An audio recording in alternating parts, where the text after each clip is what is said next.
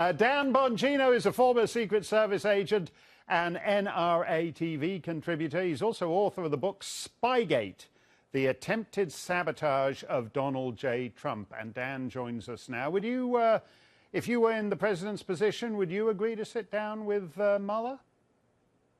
Heck no. Why? Mark, why should he sit down with Mueller? His case is based on nothing. Mark, let's walk this through. Let's be logical for a minute. I know liberals have a difficult time with this, right? But this entire case as we know it is based on this dossier, this spurious, nonsensical dossier. Let's walk through what the FBI themselves said about the dossier. The director of the FBI said the information was salacious and unverified. The number two said they would have no investigation without the dossier. The head of the division in charge of the case said the verification of the dossier was in its infancy. And the lead investigator in the case said there's no there. Right. Why would he sit down with this guy? This is obviously a trap. He did nothing wrong. Well, as you say, that's all logical, and I would buy that if, if somebody was trying this with Mr. Smith at the county court. But what about the politics of this? I mean, half the country is going to go bananas if Trump refuses to sit down with Mueller. So in other words, is the risk of walking into a perjury trap less than everybody claiming Trump's pulled off a coup because he won't sit down with this cockamamie guy who wants to talk about some lousy Steele dossier?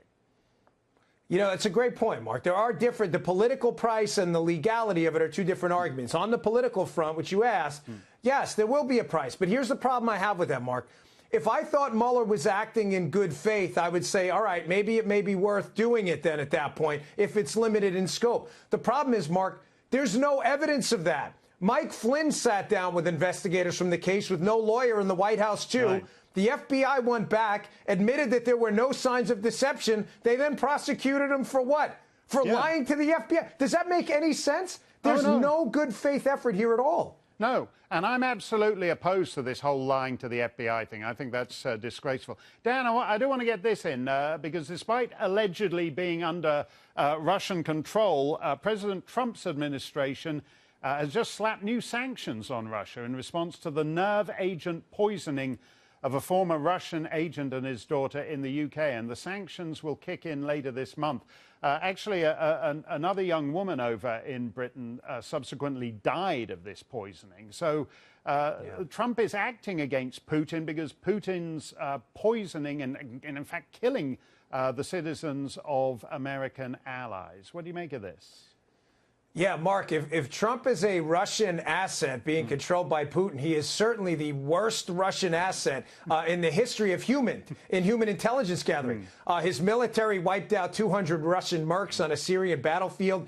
He has led the effort to cut off the Nord Stream 2 pipeline to economically damage Russia. Magnitsky's expanded that. I mean, Mark, listen, we're having conversations like we're rational because we are, but trying to get through the 6-inch thick skull of liberals who have committed to this Russian collusion thing is useless. Nothing we say is going to make a difference. Facts don't matter anymore. All that stuff you said, Dan, all that shows is that the conspiracy just goes deeper than any of us could possibly suspect.